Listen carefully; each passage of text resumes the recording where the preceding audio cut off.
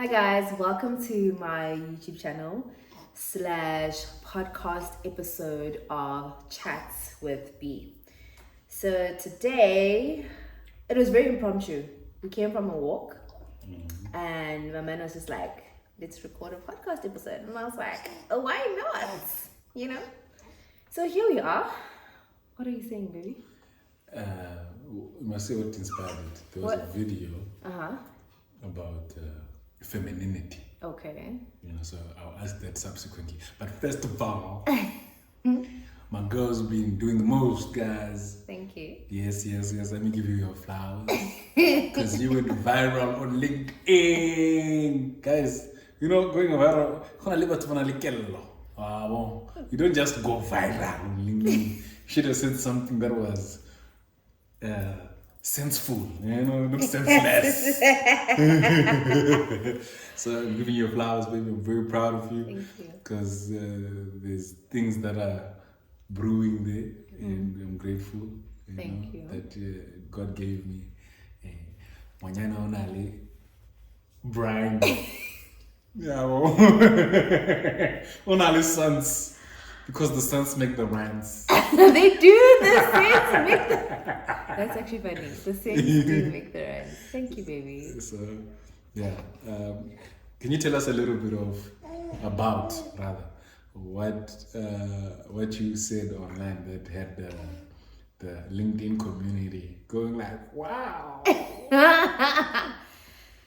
It was basically about leaving corporate South Africa. Okay. So the post wasn't exactly how I left corporate South Africa. That's the real juicy story. Mm-hmm. The post was just about how in corporate South Africa, Black women are their biggest enemies of progress because they gatekeep, they gaslight, they mentally, emotionally abuse those that are below them. So gatekeeping is obviously keeping them away from opportunities and basically just really being their enemies of progress. Because my experience was not cute. I got my dream job that I've always wanted. And within 30 days, I was done. It's a whole elaborate story that I'll tell in another video, but that's the long and short of how I went viral. I just spoke my truth about corporate South Africa as a young Black woman in corporate or was in corporate. Okay. Yeah. Now, I know you're going to tell the story later, but how, because for those who do not know, you've been on a journey of reclaiming your femininity, isn't it? Yes. Yes, I have. Now, what role did that play at that time? Because it happened in September. What role did that play? Did your femininity and you being on your path of femininity play a role in you taking that decision to leave? A very big role. Okay. A very, very big role. And what I'm going to say is not like a popular opinion, but I will say it because we're on this path of speaking our truth, right? I think what I noticed in that season is that you played a very big role in helping me support the home in ways I couldn't at the time, and in ways that I wanted to, and in ways that I feel define aspects of my femininity. I love being able to look after the home. I love being able to cook for you guys. I love being able to make sure that everything is nice, warm, and cozy for you guys. When I was in that job, performing at 40 hours per week kind of vibes, I couldn't do that. So that job really took me away from my values and my belief systems that I had started to cultivate on my journey of trying to become more feminine. Being in corporate, for me, really catapults you into your masculine role because you are out there fighting bulldogs left, right, and center. It's a war from 8 till 5. And in this instance, I was at war from the moment I woke up to the moment I went to sleep. And you were, you had a front row seat to all of this. Like, it did not give me the space to be soft. It did not give me the space to be relaxed. It did not give me the space to feel safe. And those are like key things to feeling your most feminine self. You can't feel feminine if baby pick up.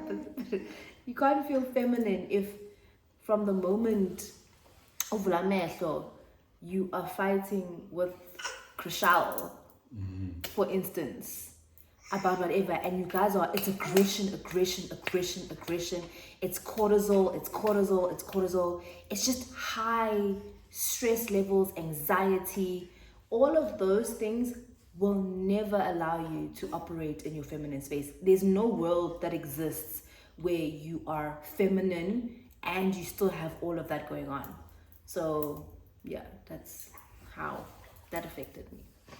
So if there's any people of influence, business owners, people who deal with making the workplace better, the key takeaway here from what I'm hearing is, I think those people should be more aware of creating an environment, or rather as a people and as society. We should really understand that we are not the same.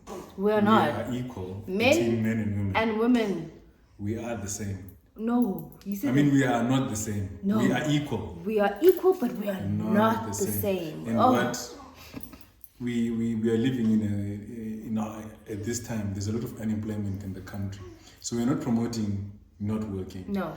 But I think what we would like to promote is an environment where women can work, right? But it is a conducive environment that is built around them so that they can be in their feminine. Because I feel like women just perform better generally when they are happy. Yes. And when they're not under stress. Yes, you might think that they're working long hours, but there's something to be said about quantity versus quality. Yeah.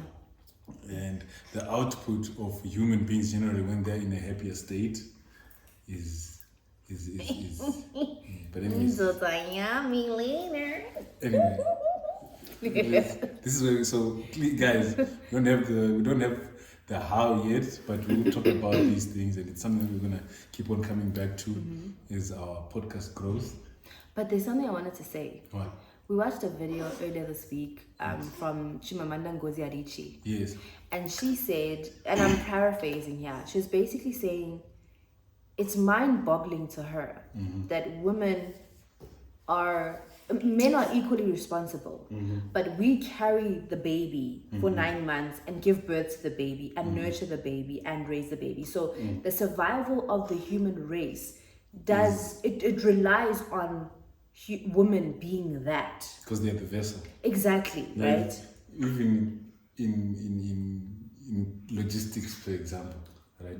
You can't get your apples if the vessel is not working. Exactly. If the ship or the truck is not working. It's not working. You can't get them to the other side. So in essence, the survival of the human race relies on us being able to carry the children, nurture them. Because surviving is one thing, but nurturing is also thriving, a big part of. Exactly. Okay. So I think you were touching on a proper solution. I think just realizing that alone on a human nature level will allow corporates to start moving differently. There are corporates that are moving differently. Like I know of a company that allows moms to work from home, and in the meetings you're gonna hear kids in the background, you hear the family life happening. And I think the biggest issue is trying to pretend that the family life doesn't exist. Like, it's not Utabo, the head of the household, that's out there in the world working. Not in the time that we live in the time and in the economic disparities that we live in. We do live in households where both parents are working. We just want it to make holistic sense. That's it. Well, now that you have transitioned into talking about... No, I don't want to talk about the solution. No, not the solution. You transitioned into the household, right? Yeah. This is that part where we were talking about how our conversation started.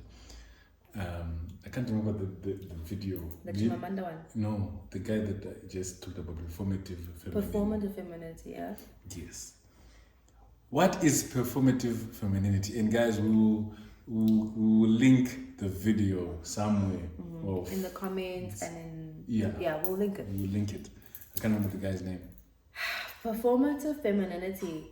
We're going to start by breaking down the term performative femininity. So performative in its own right, it's just basically acting as if, right? Now, obviously, when we are manifesting and we're like, fake it till you make it, that's different. This is you're performing femininity and you're truly being feminine. So you'll do the dainty dresses, the dainty... Okay. Yes, the girl. Amy, hello. She's fine. So you will wear the dainty clothes, the pink colors, you'll perform it. Physically, you will look very feminine. But once a man sits down with you, because the true reflection of how feminine you are is meeting the masculine. So I don't think you will truly know how feminine you are without being in relation to the masculine. Okay. Right? So performative femininity is if a man sits down with you and they start to talk to you, are you abrasive? Like just talking to you is painful. Like you're here. You're fighting. The moment you open your mouth, you're at war. You look like you're feminine, but the moment you know when they say, and it's happened to me before. Okay. Where that's what I'm asking. Yeah, where they've said to me, hey, omuhle and soft and feminine, mangubheka. But the moment you start talking, that's when it's like, and that's, I think I've said this to you, I've had multiple experiences in my life where I've been performing that role and not being that person. So performative femininity is just really, you look like it, but you don't actually live it. You are suffering from anxiety, from stress, high cortisol levels, you are aggressive, you like when there's a fight to be had, you're the first person there. You don't understand the concept of being submissive. You don't understand the idea of the fact that men and women are equal, but they're not the same. That's the long and short of it. Okay. So because here we're all about solutions, right? Or rather, maybe because I'm a man, I'm always wanting... You're driven to... Yeah. What would be the solution for women who find themselves in those situations where they're in a performative feminine role? Ooh. Maybe take her out of the blanket, baby. Oh, okay. Yeah, so she's comfortable. Just hold her. What can I edit this stuff? Oh. Yeah. A solution to that, I think you first have to be honest with yourself. Like,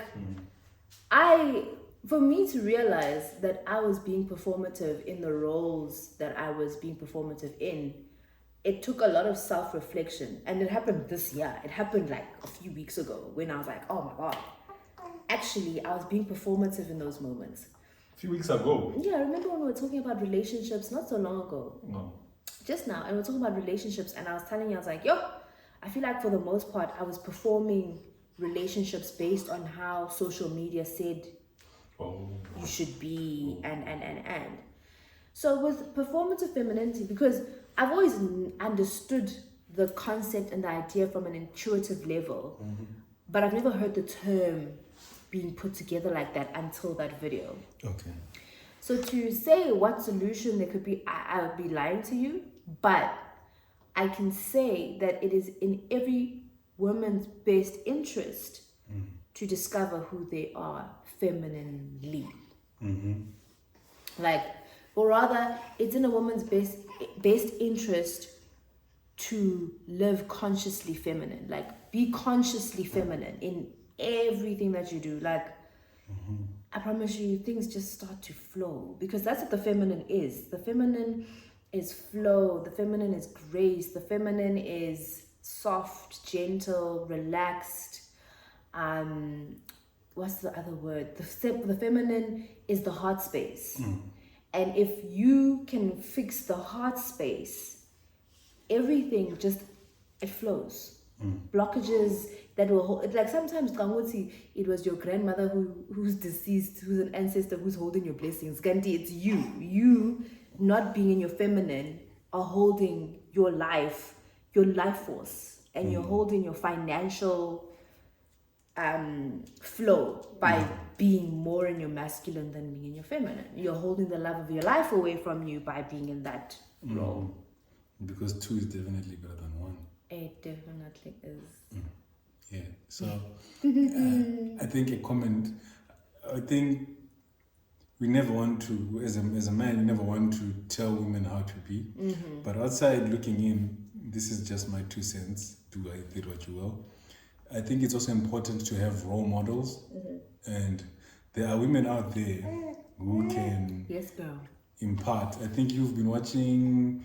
There's this lady who Queen of Fua. yeah, women Love like that. her. So I think connecting with those types of people And who can, Masofia.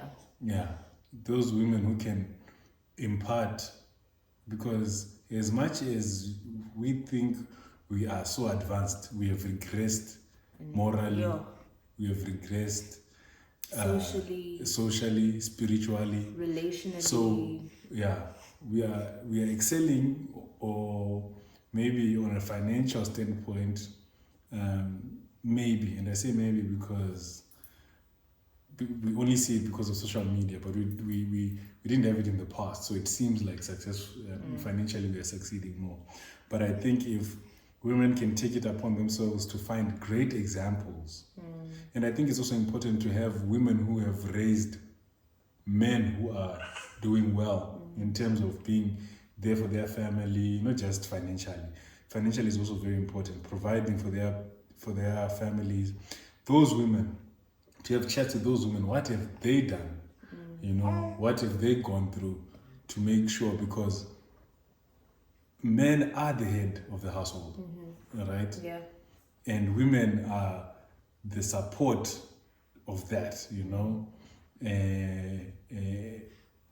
So yeah, there is a very big role that women have to play in changing society. And this is not shifting blame to say no, men are no. But we are showing you the importance that you guys have, and then we reflect on the importance that we as men have In another podcast. You get what I'm saying? Period. That's on her. That's on her, baby. That's on her. I think we're done for today. Yeah, we're done for We today. wanted to keep it short and sweet. And if you had sounds, it's our little baby there that just wants to talk. But not yet, girl. Your time will come. Okay. Yeah. So cute. I wish I could show you guys, am I right? Anyway. Yeah, well. Thank you so much for taking the time out to watch this video. If you have any questions, put them in the comment section. Oh, it's also a podcast, so it's going to be on Spotify as well. So thank you for taking the time out to listen to this podcast. What do they call it? Maybe it's a vodcast. Vodcast. Yes. Thank you so much. Joe Rogan, better watch out. Nah, baby. Thank you so much for taking the time out to engage and watch this vodcast. We are definitely going to keep it coming because we can talk. Hey, we can talk. And yeah, man. Yes, like, subscribe, and we'll talk more. Oh, if you got to the end of this video / vodcast, please put a blue heart and a blue butterfly in the comment section. I'm blue. Bye.